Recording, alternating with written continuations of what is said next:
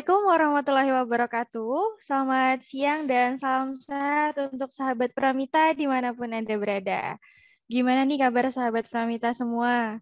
Semoga selalu dalam keadaan yang sehat ya. Senang sekali rasanya kami bisa kembali hadir dan menyapa sahabat Pramita semua dalam acara Healthy Talk Live in Instagram @pramitalab.id dengan tema tips agar alergi nggak datang lagi. Bersama saya Firda yang akan menemani sahabat Pramita semua dalam 1 jam ke depan.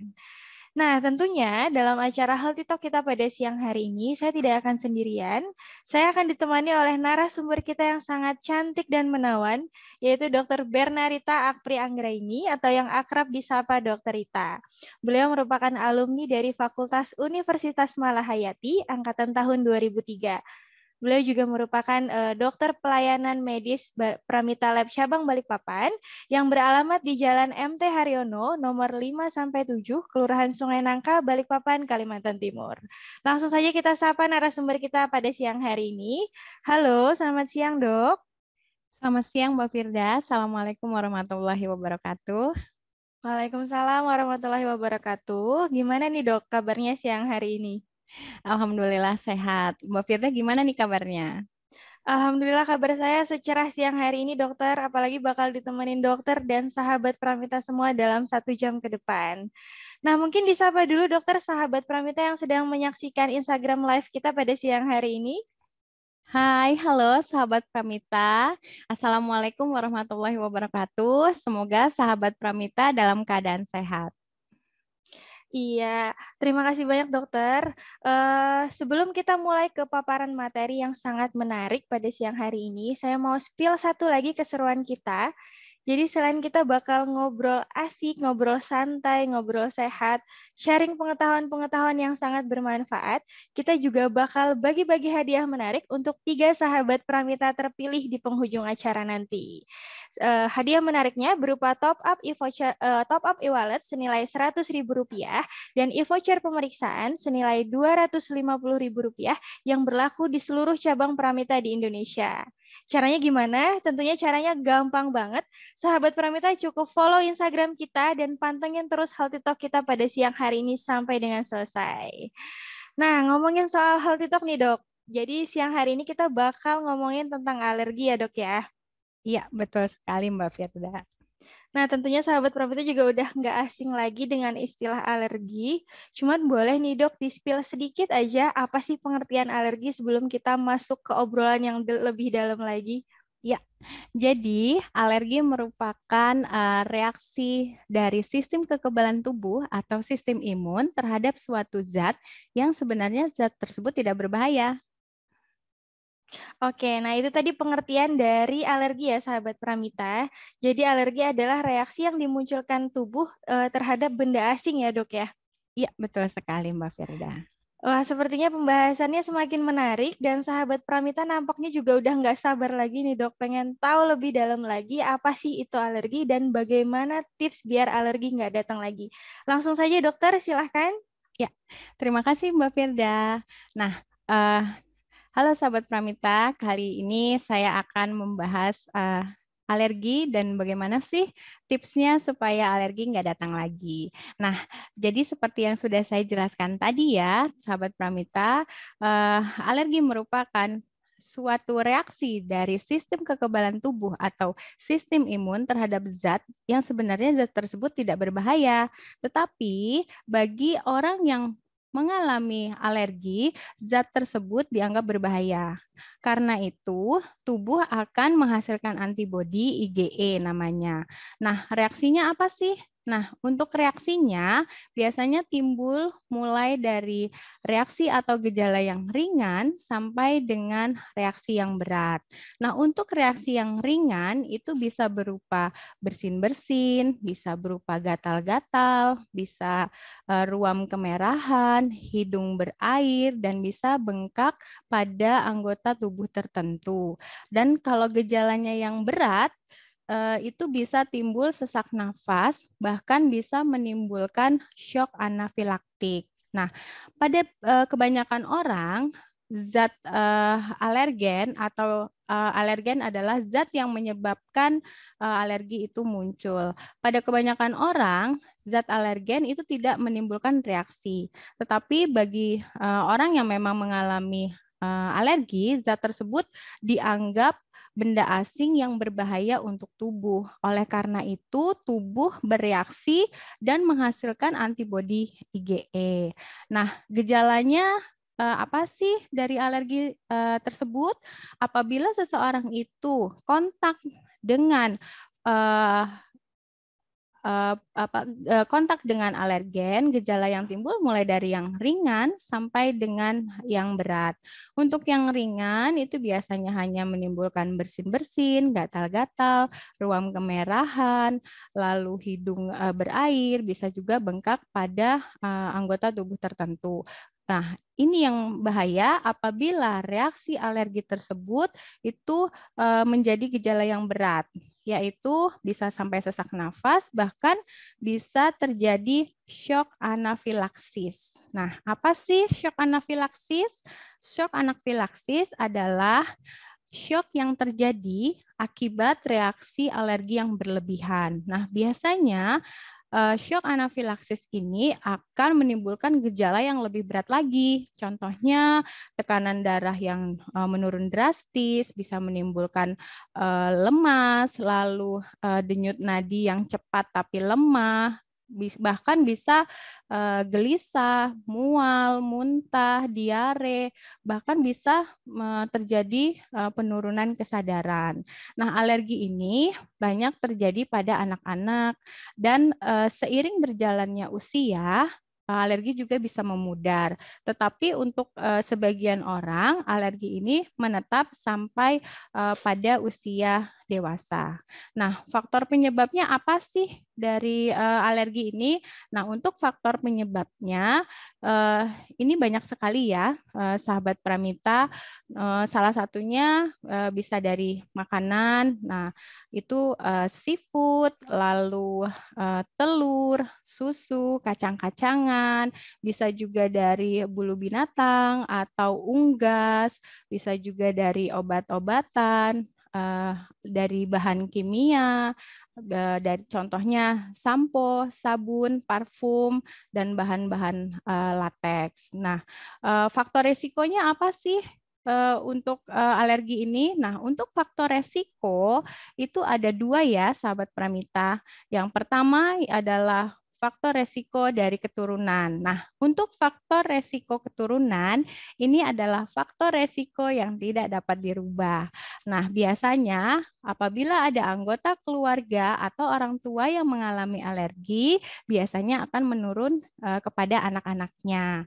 Tetapi untuk orang tua yang tidak mempunyai alergi, anak-anaknya juga bisa berpotensi untuk terjadinya alergi itu sebanyak 15%. Nah, untuk salah satu orang tua yang menderita alergi, biasanya potensi untuk anak-anaknya terjadi alergi itu sekitar 20 sampai 40%. Nah, apabila kedua orang tua mengalami alergi, biasanya potensi untuk anak-anaknya terkena alergi itu antara 60 sampai dengan 80%.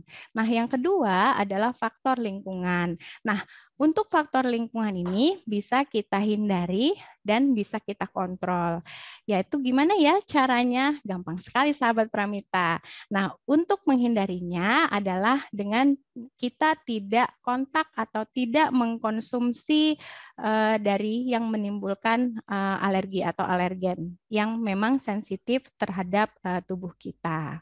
Nah, bagaimana ya cara kita mendiagnosis alergi ini? Nah, caranya ada beberapa, yaitu dengan tes tempel atau patch test. Nah, ini caranya si alergen tersebut kita taruh di plester dan plester tersebut kita tempelkan pada permukaan kulit seseorang yang kita curigai ada alergi dan kita tunggu selama 2 hari. Setelah 2 hari baru kita amati apakah ada reaksi atau tidak. Yang selanjutnya adalah skin prick test. Nah, Ini caranya dengan biasanya skin prick test dilakukan untuk mendeteksi alergi terhadap makanan, obat-obatan maupun racun serangga. Nah, caranya dengan kita menteteskan alergen tersebut di permukaan kulit, lalu kita tusuk dengan jarum halus. Setelah itu kita amati apakah ada reaksi atau tidak. Yang berikutnya adalah pemeriksaan darah. Untuk pemeriksaan darah, ini pemeriksaan untuk mengetahui ada antibodi IgE atau tidak di dalam tubuh. Yang terakhir untuk mendiagnosisnya adalah dengan tes eliminasi. Nah, tes eliminasi itu dengan cara kita menghindari makanan atau kita menghindari kontak dengan alergen yang akan menyebabkan alergi kita akan kambuh. Lalu alergi ini akan menimbulkan komplikasi juga. Nah, apa sih komplikasinya? Nah, komplikasinya adalah shock anafilaktik atau anafilaksis. Nah, apabila terjadi shock anafilaksis, sahabat Pramita harus segera pergi ke instalasi gawat darurat terdekat karena biasanya akan terjadi gejala yang lebih berat daripada alergi-alergi biasanya. Lalu komplikasi yang kedua adalah asma. Biasanya untuk orang-orang yang mengalami alergi itu juga bisa menjadi asma, apalagi didukung dengan faktor lingkungan yang tercetus dari sering kontak dengan alergen-alergen. Lalu yang selanjutnya adalah infeksi hidung, infeksi telinga, dan paru-paru. Nah, biasanya ini terjadi apabila pada saat kita terjadi reaksi alergi, timbul juga demam. Seperti itu. Nah, bagaimana lalu pengobatan alergi? Gampang, sahabat Pramita. Yang paling utama adalah kita harus menghindari faktor pencetus alergi tersebut.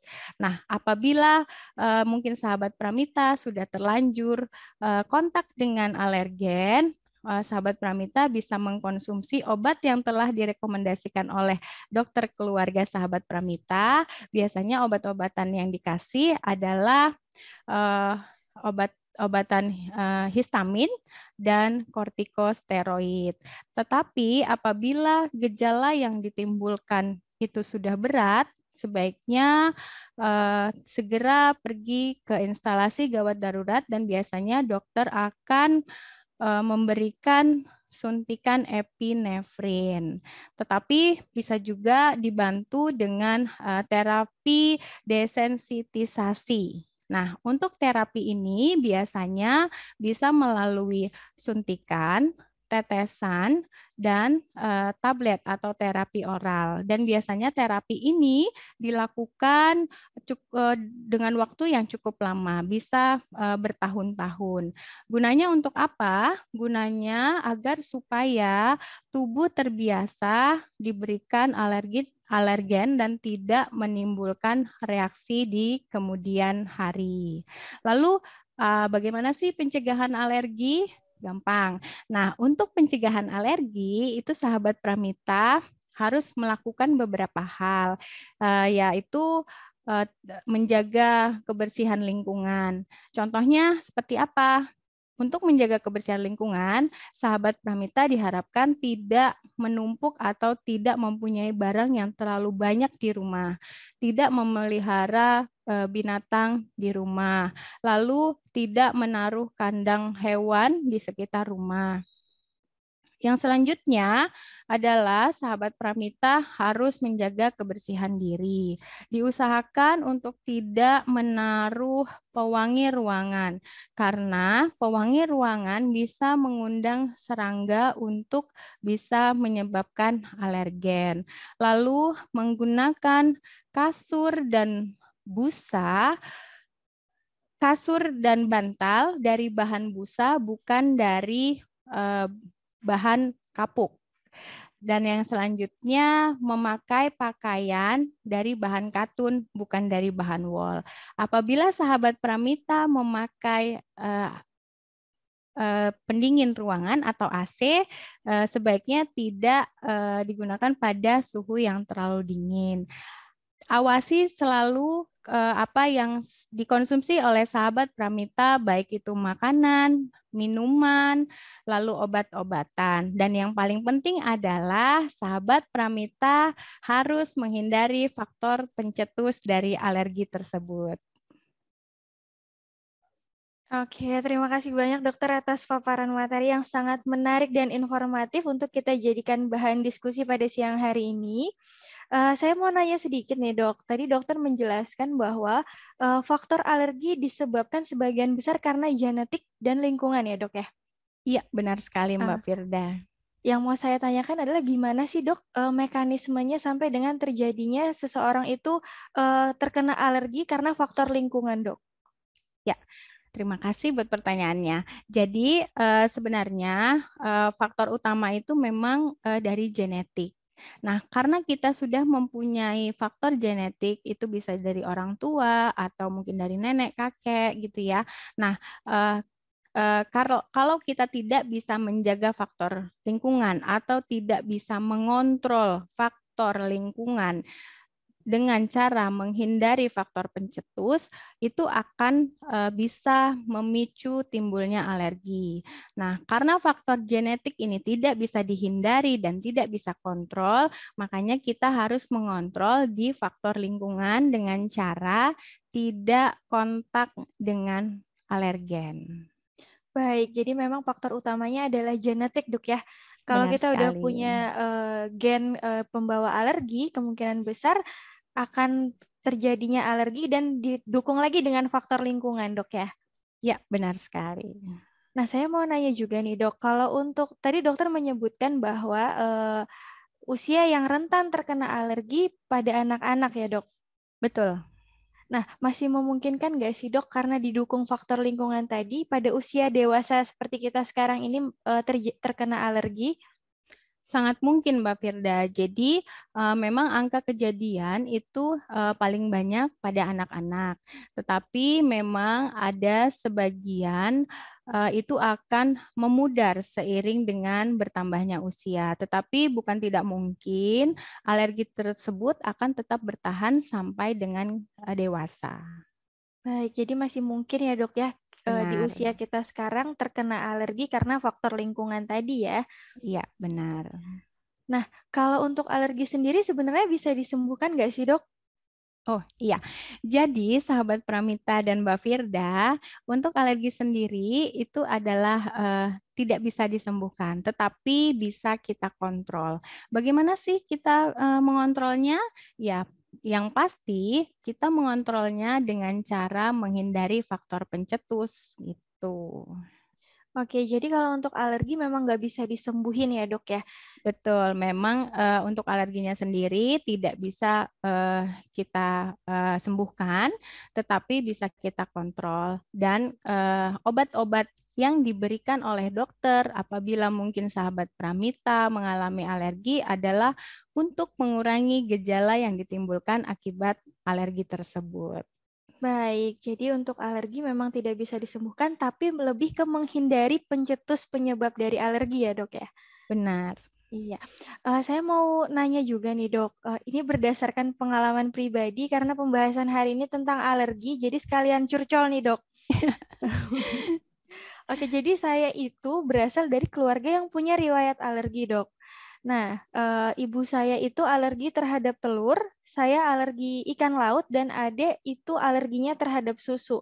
Yang mau saya tanyakan adalah, kalau alergi disebabkan karena faktor genetik, alergen dan gejala yang ditimbulkan memang berbeda-beda atau seperti apa sih, Dok?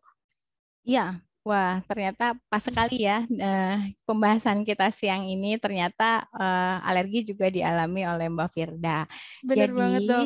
iya, jadi untuk alergi apabila memang kita sudah ada faktor genetik itu bisa saja alerginya itu berbeda dengan orang tua kita. Contohnya di keluarga Mbak Firda, ibu alergi terhadap telur. Mbak Firda sendiri alergi terhadap ikan laut, dan adiknya Mbak Firda itu alergi terhadap susu. Dan itu mungkin saja terjadi. Jadi kalau memang dari keluarga kita ada riwayat untuk terjadinya alergi, itu tidak harus sama alerginya, tetapi bisa juga berbeda. Dan reaksinya juga akan berbeda. Mungkin ibunya Mbak Firda bisa reaksinya misalnya merah-merah, mungkin Mbak Firda hanya gatal-gatal saja, mungkin adiknya Mbak Firda ada bengkak di suatu anggota tubuh tertentu gitu. Jadi bisa saja ada kasus yang sama dengan orang tuanya, bisa juga berbeda. Baik, jadi untuk faktor genetik sendiri nggak mesti sama alergennya dengan orang tua ya dok ya? Ya, benar. Baik, dokter saya masih mau bertanya lagi nih dok, karena pembahasannya sangat menarik sekali. Yang saya mau tanyakan adalah, pastinya yang sahabat Pramita yang sedang menonton pada siang hari ini banyak banget nih mama-mama muda yang sudah punya bayi ya dok. Nah Ya. untuk alergi sendiri bisa nggak sih dok ditularkan melalui ASI? Bisa saja Mbak Firda. Oleh karena itu, sahabat Pramita yang mungkin memang sedang menyusui dan memang mempunyai alergi harus benar-benar menseleksi atau menghindari alergen-alergen yang mungkin saja bisa menimbulkan reaksi pada tubuh sahabat Pramita yang sedang menyusui.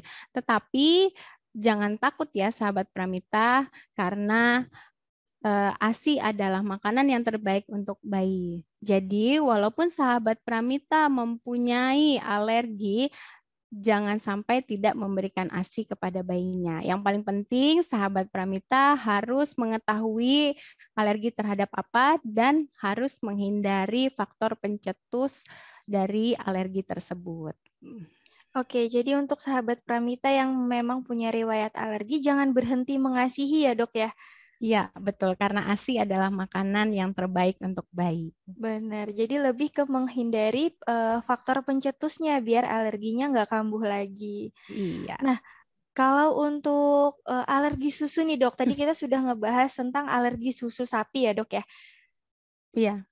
Sebenarnya kandungan apa sih dok yang terdapat di dalam susu yang bisa menimbulkan alergi?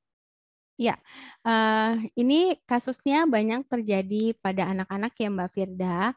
Pada anak-anak itu banyak sekali terjadi alergi pada susu sapi. Yang membuat alergi itu muncul adalah kandungan protein dari susu sapi. Nah, karena susu sapi itu mengandung protein yang tinggi. Biasanya bayi-bayi yang mengalami alergi susu sapi itu dokter akan mensubstitusi atau mengganti susunya dengan susu soya karena kandungan protein di susu soya itu lebih rendah dibandingkan dengan susu sapi. Oke, jadi memang kandungan proteinnya ya dok ya? Ya, betul. Nah, dari tadi kita udah ngobrol panjang lebar tentang alergi. Sebenarnya ada nggak sih dok pemeriksaan screening atau pemeriksaan awal yang direkomendasikan untuk kita melakukan pengecekan apakah di tubuh kita ada alergi atau tidak? Wah, ini ada banget nih Mbak Firda. Nah, untuk screening pemeriksaan alergi dan ini sudah bisa dilakukan di Pramita Lab, yaitu pemeriksaannya adalah tes IgE total, eosinofil, panel IgE spesifik 54 jenis, food test food tolerance, dan panel IgE spesifik 96 jenis. Jadi untuk sahabat Pramita yang ingin melakukan atau mendeteksi alergi pada tubuh sahabat Pramita, bisa datang ke lab Pramita terdekat di kota Anda. Nah, udah banyak banget rekomendasi pemeriksaan yang kita sarankan ya dok ya. Dan Ya. semuanya juga udah tersedia di cabang Pramita di seluruh Indonesia. Jadi buat sahabat Pramita nggak usah bingung yang mau melakukan screening untuk pengecekan alergi, langsung aja datang ke Pramita terdekat di kota Anda. Ya, dan Nah, ada satu info lagi nih, Mbak apa Firda. tuh, Dok? Jadi, bagi sahabat Pramita yang ingin melakukan pemeriksaan alergi, bisa langsung datang ke Pramita Lab atau melalui aplikasi Pramita Mobile dan bisa konsultasi secara langsung dengan dokter, baik sebelum pemeriksaan dan sesudah pemeriksaan. Dan untuk konsultasi ke dokter sudah tidak ada biaya lagi. Wah, jadi selain berbagai macam jenis pemeriksaan yang kita rekomendasikan, kita juga memberikan pelayanan untuk konsultasi sebelum dan sesudah pemeriksaan ya, Dok ya? Ya, betul sekali. Nah, sebelum melakukan pemeriksaan, ada persyaratan khusus nggak sih, Dok? Ada Mbak Firda, jadi untuk kita melakukan pemeriksaan screening alergi, itu ada syaratnya. Syaratnya adalah sahabat Pramita yang ingin melakukan harus tidak mengkonsumsi obat alergi atau antihistamin 3-7 hari sebelum pemeriksaan. Oke, jadi persyaratannya menghindari konsumsi obat alergi minimal 3-7 hari ya, Dok? Betul. Nah, untuk waktu yang direkomendasikan nih, Dok, kapan sih, Dok, waktu yang tepat untuk kita melakukan pemeriksaan alergi? Ya, jadi waktu yang tepat untuk kita melakukan alergi apabila kita sering mengalami reaksi terhadap alergen tertentu.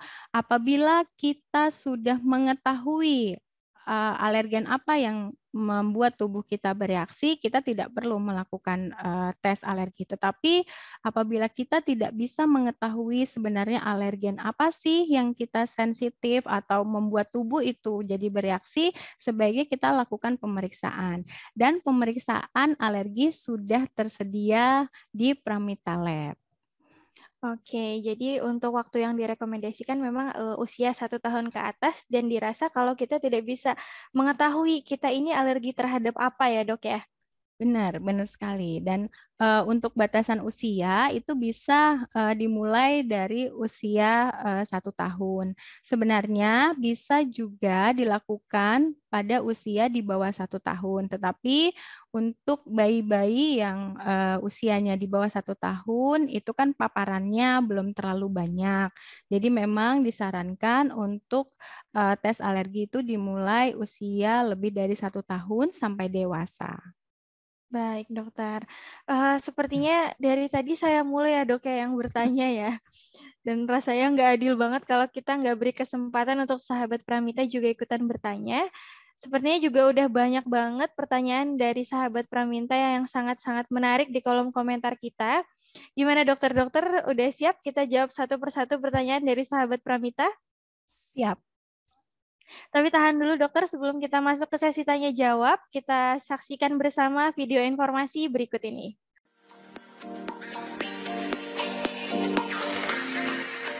Hai sahabat Pramita, memperingati Hari Kesehatan Nasional ke-58 tahun 2022, Pramita Lab memberikan keringanan biaya pemeriksaan sebesar 25%. Manfaatkan penawaran istimewa ini mulai tanggal 7 sampai dengan 12 November 2022. Registrasi melalui Pramita Mobile atau kunjungi Pramita Lab terdekat. Info WA Sapa Pramita 0888 0305 7700. Love your life, bangkit Indonesiaku, sehat negeriku.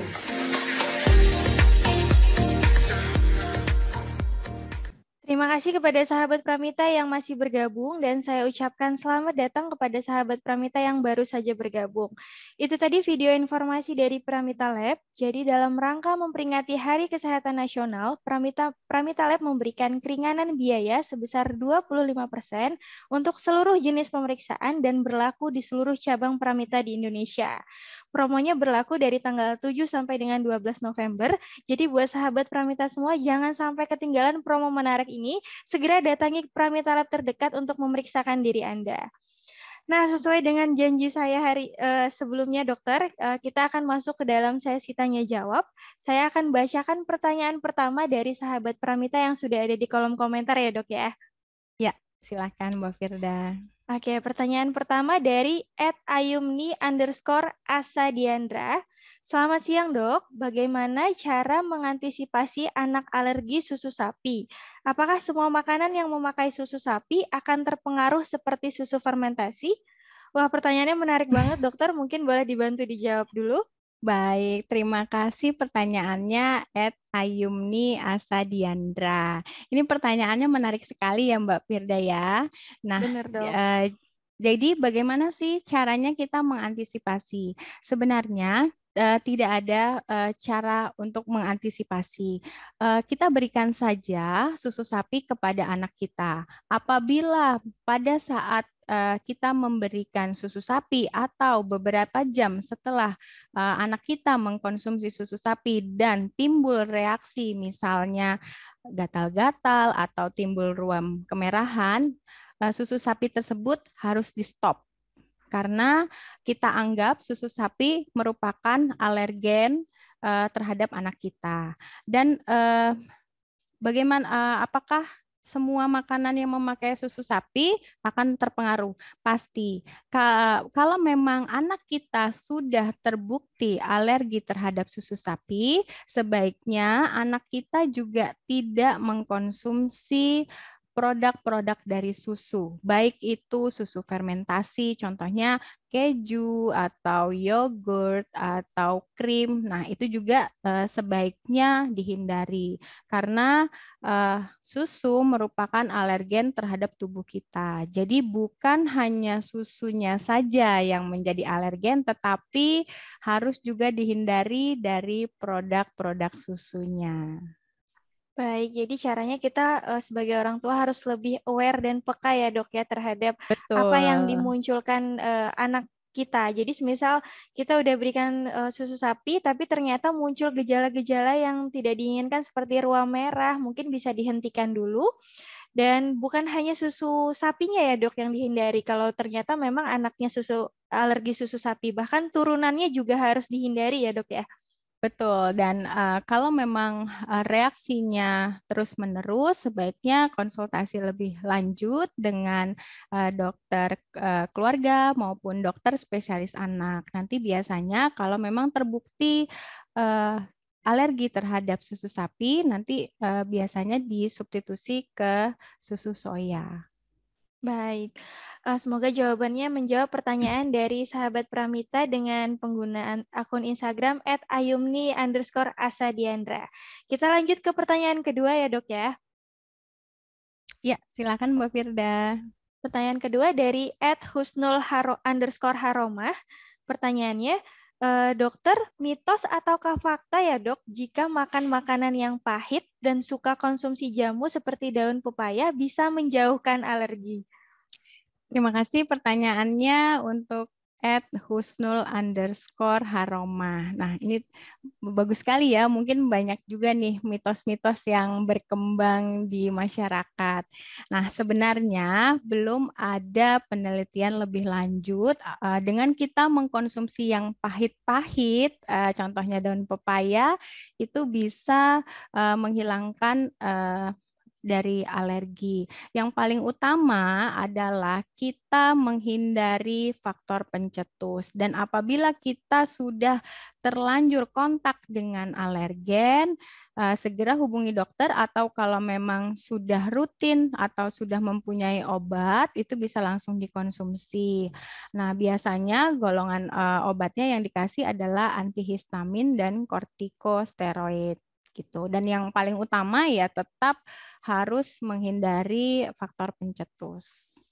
Baik. Oke, kita lanjut ke pertanyaan ketiga ya, Dok, ya. Ya, silakan. Pertanyaan ketiga dari sahabat Pramita @rezaandrianti.asya12. Pertanyaannya, apa bedanya antara alergi makanan dan alergi dingin? Gimana reaksinya? Jika penderita asma kambuh saat dingin, apa itu merupakan alergi, Dok? Wah, kayaknya sepertinya pertanyaannya semakin menarik ya, Dok, ya. Ya, ternyata sahabat Pramita di rumah cukup antusias ya Mbak Firda untuk Benar. mengikuti perbincangan kita siang hari ini. Ya, terima kasih buat pertanyaannya kepada rezaandrianti.asya12.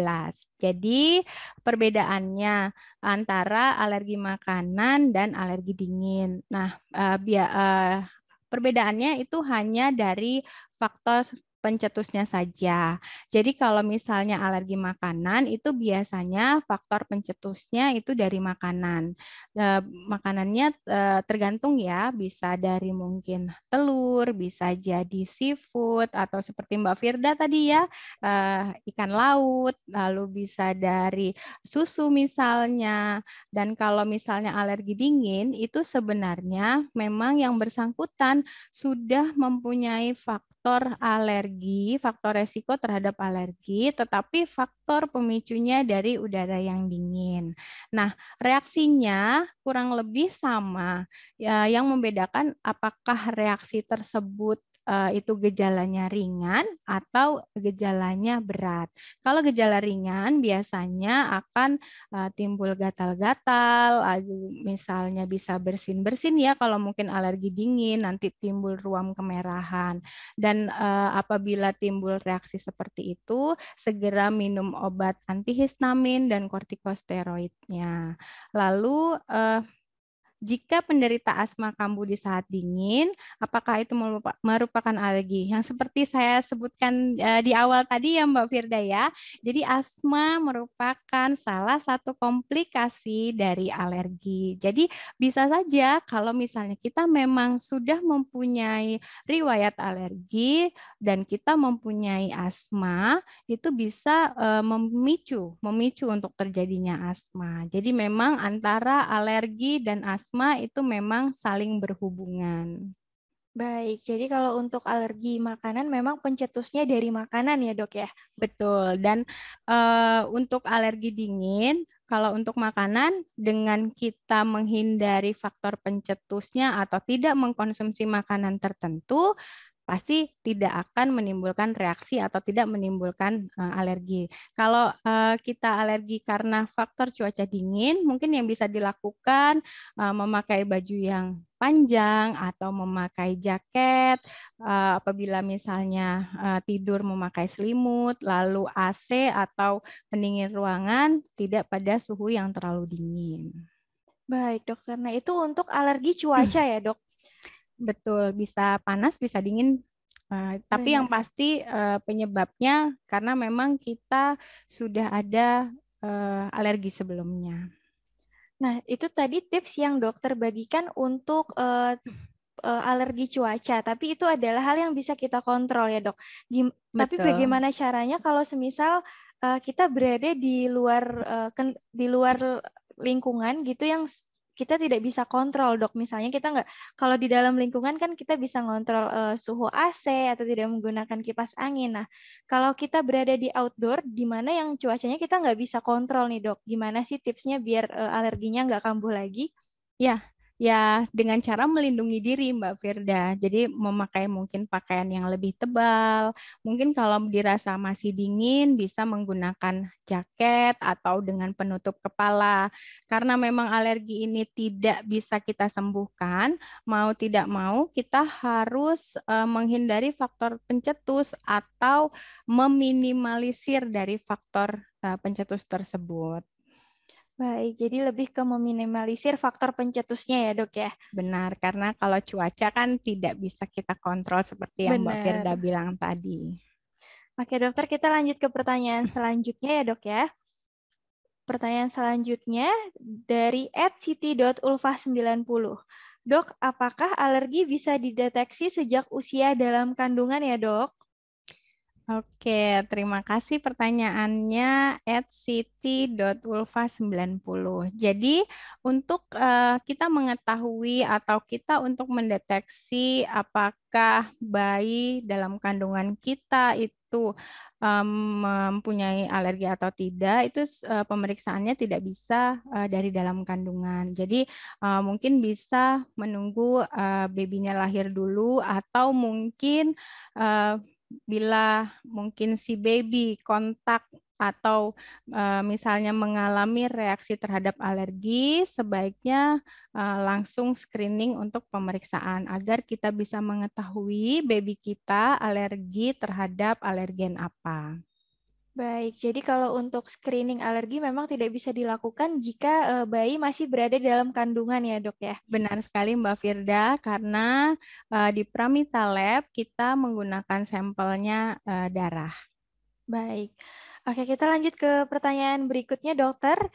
Dari @dindahairunisa.aliyai, dok apakah alergi itu bisa dari obat? Karena awal operasi itu biasa dan alergi antibiotik. Apa bisa diobati dok? Karena apa dan bagaimana pengobatannya? Wah, ini pertanyaannya bagus sekali ya Mbak Firda ya. Benar dokter. Iya, terima kasih pertanyaannya buat @dinda_heronisa_aliyai. Ya, jadi alergi itu seperti yang sudah saya jelaskan tadi ya, bisa juga dari obat-obatan. Nah, biasanya khususnya untuk antibiotik yang dimasukkan lewat infus atau mungkin antibiotik yang diinjeksi itu biasanya dilakukan dulu skin test. Nah, gunanya supaya sebelum obat tersebut dimasukkan, kita ingin tahu apakah obat tersebut alergi terhadap pasien-pasien yang biasanya dilakukan sebelum operasi. Nah, dan kalau misalnya alerginya terhadap obat oral atau obat yang biasa diminum, itu juga harus disampaikan. Nah, biasanya apabila antibiotik tersebut sudah dilakukan skin test dan memang ada reaksi alergi, biasanya nanti akan diganti dengan golongan antibiotik yang lain. Begitupun dengan obat-obatan. Apabila obat-obatan tersebut menimbulkan reaksi dan kita tahu obat apa yang kita minum, itu harus kita ingat seumur hidup. Dan apabila kita mungkin berkunjung atau mungkin berobat ke dokter, itu harus disampaikan kepada dokter supaya obat tersebut tidak diberikan kepada kita. Nanti obatnya akan diganti dengan golongan obat yang lain. Nah, biasanya pengobatannya apabila mungkin sudah muncul reaksi tersebut, pengobatannya ya dengan minum antihistamin dan kortikosteroid tadi. Baik dokter, jadi tentunya sebelum tindakan sudah diperiksa dulu sama tim kesehatan apakah kita ada Betul. reaksi yang negatif terhadap obat itu ya dok ya? Iya, itu khusus untuk pasien-pasien yang memang perlu mendapatkan injeksi antibiotik. Baik, dan untuk cara menghindarinya mungkin kalau kita alergi terhadap obat, mungkin kita sudah tahu sejak dini ya dok ya kalau kita memang alergi terhadap obat tersebut dan mungkin bisa disampaikan kepada dokter atau petugas kesehatan yang akan menangani kita. Betul. Nah lanjut ke pertanyaan berikutnya dok. Dari @twidi_penanganan, pertanyaannya, pertama ketika anak terkena alergian, apa saja yang harus dilakukan agar tidak semakin parah dok? Iya, terima kasih pertanyaannya @twidi_penanganan. Jadi hal yang harus kita lakukan apabila mungkin anak atau mungkin ada orang dewasa yang sudah menimbulkan reaksi, itu adalah yang pertama harus dibersihkan dulu, misalnya mandi dulu, lalu dikeringkan dengan handuk yang lembut, lalu kalau misalnya timbul ruam-ruam di kulit itu bisa dibantu dioleskan dengan lotion yang mengandung kalamin. Nah, kalamin sendiri itu gunanya untuk meredakan gatal. Nah, yang paling penting kalau memang kita sudah sedia obat-obat alergi, segera kita berikan obat tersebut kepada anak kita atau kepada diri kita sendiri kalau memang sudah muncul reaksi terhadap alergi. Baik, kita lanjut ke pertanyaan selanjutnya dokter. Dari @rizka.dewitriani, dok bagaimana cara menanggulangi rasa gatal saat alergi agar tidak luka? Seringkali garuk pakai kuku. Apakah ada media yang benar untuk media garuk agar tetap aman di kulit? Ya. Mungkin ini pertanyaan dari sahabat Pramita yang lain juga ya dok. Ya jujur karena Iya, saya betul. ketika alergi muncul, gatalnya udah nggak tahan lagi nih dok. Benar sekali, karena Mm-mm. biasanya awal-awal kita mengalami reaksi, kebanyakan orang-orang akan mengalami gatal. Nah, terima kasih pertanyaannya buat @rizka.dewitriani. Nah, biasanya kalau kita sudah muncul reaksi gatal, itu memang harus dihindari menggaruk, apalagi dengan kuku ya Mbak Firda. Karena kuku itu tidak higienis dan tempatnya kuman. Bisa saja nanti tempat yang gatal tersebut lalu kita garuk, lalu dia meradang, bisa juga karena mungkin kuku kita kotor, nanti bisa jadi infeksi.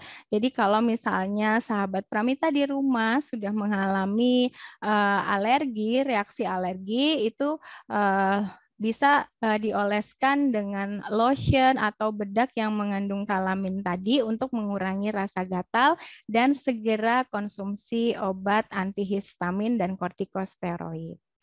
Oke, jadi memang nggak direkomendasikan untuk Betul. digaru ya dok ya kalau Benar. muncul rasa gatal karena kuku kita juga memang nggak higienis ya dok ya, bener ya dok? Benar, itu kan kuku itu sebenarnya tempat sarangnya kuman, makanya sangat tidak disarankan untuk menggaruk bagian tubuh tertentu, takutnya malah nanti jadi infeksi dan timbul masalah baru, Mbak Firda. Bener dok. Jadi buat sahabat Pramita mungkin yang alerginya muncul dan gatal mungkin jangan digaruk dulu nih, ditahan dulu, mungkin lebih ke minum obat ya dok Betul. ya. Bisa ditahan dulu, lalu mungkin di rumah punya lotion untuk yang anti gatal bisa langsung dioleskan. Baik, kita lanjut ke pertanyaan berikutnya dokter. Dari @lilis_app, pertanyaannya, selamat siang dok, saya mau bertanya. Kalau pagi saya sering sekali bersin dan terus berlanjut bersinnya tanpa henti. Bagaimana sih dok cara mengatasinya? Dan ini juga banyak dialami sama sahabat Pramita loh, Mbak Firda. Benar. Iya, terima kasih buat pertanyaannya, @lilis_app. Jadi memang untuk kasus-kasus @lilis_app ini biasanya kita sebut dengan rinitis alergi. Biasanya orang-orang yang mengalami rinitis alergi itu akan sensitif sekali. Dan yang ciri khasnya itu akan bersin-bersin terutama di malam hari menjelang subuh atau di pagi hari. Nah, biasanya kalau sudah seperti ini yang harus kita lakukan adalah mengkonsumsi obat antihistamin dan kortikosteroid, dan jangan lupa boleh memakai obat semprot hidung untuk mengurangi bersin-bersin tadi. Baik, jadi memang dianjurkan untuk mengkonsumsi obat ya dok ya? Iya. Oke, kita lanjut ke pertanyaan berikutnya dokter. Dari @nurazahra204. Dok, agar seseorang yang tidak terkena alergian berulang, apa saja yang harus dilakukan dan apakah perlu screening ke rumah sakit? Iya, terima kasih pertanyaannya Nur Azzahrah 204. Jadi, bagaimana sih caranya agar alergi ini tidak berulang? Yang paling penting adalah kita harus menghindari faktor pencetus. Itu kuncinya. Apabila kita memang sudah mengetahui ada alergi terhadap suatu alergen tertentu, kita sebaiknya menghindari. Dengan kita menghindari faktor pencetus, pasti alergi itu tidak akan berulang atau tidak akan kambuh lagi.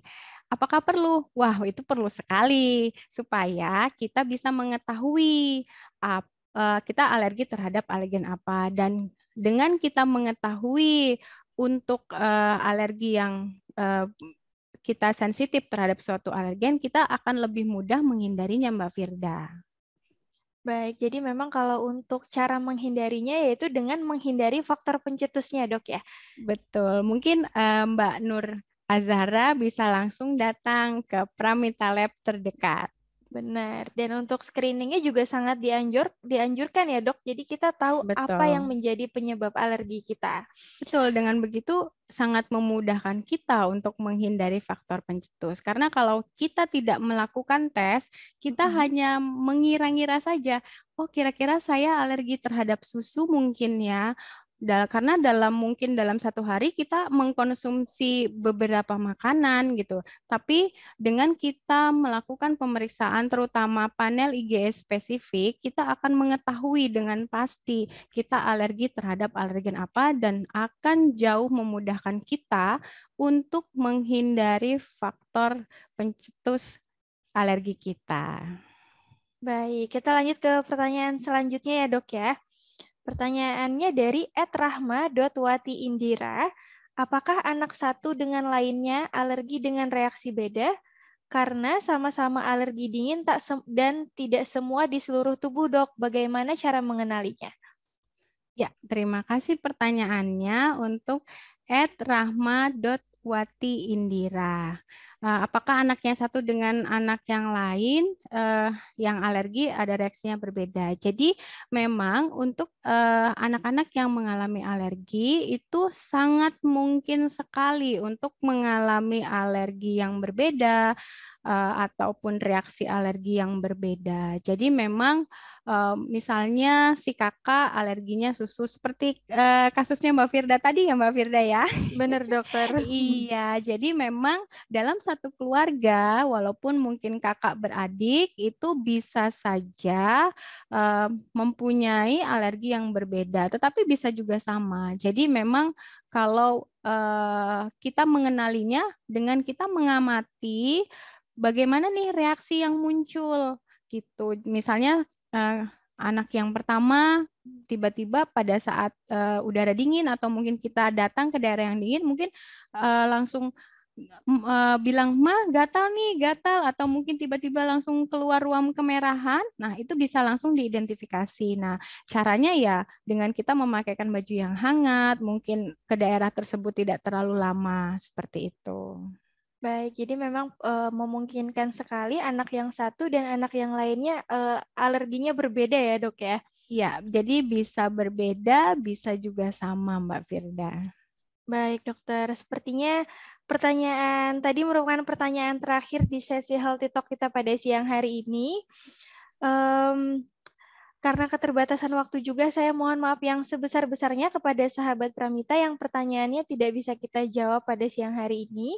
Tapi jangan khawatir, kita akan kembali di sesi Healthy Talk berikutnya dengan tema dan tentunya tidak kalah menarik dengan siang hari ini. Nah, sepertinya saya punya satu janji lagi di Dok yang belum saya tepati untuk sahabat Pramita semua. Seperti yang kita umumkan di awal, kita akan mengumumkan 3 nama sahabat Pramita terpilih yang akan mendapatkan hadiah menarik pada siang hari ini. Nah, tentunya sebelum kita umumkan 3 sahabat Pramita terpilih, mari kita saksikan video informasi berikut ini.